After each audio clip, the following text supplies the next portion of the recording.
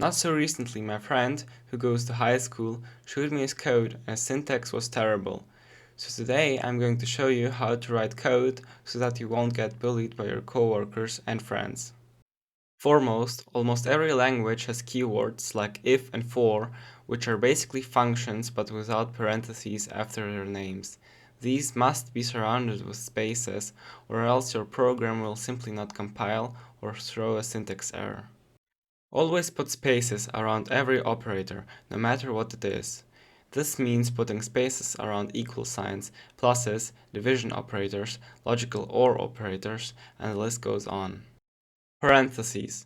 Parentheses themselves should not be surrounded with spaces from the outside unless another rule applies, and should never have spaces sticking to them on the inside.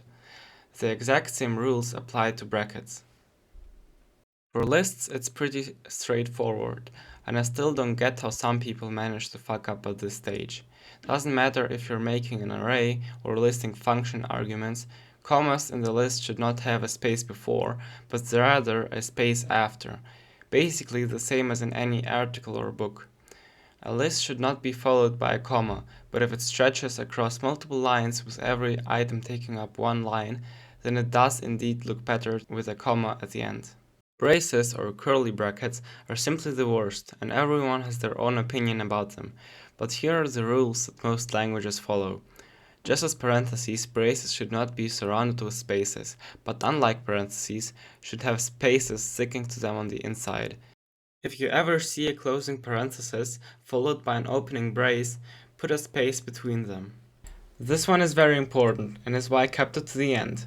If multiple parentheses, no matter what type, open on the same line, they should also close on the same line.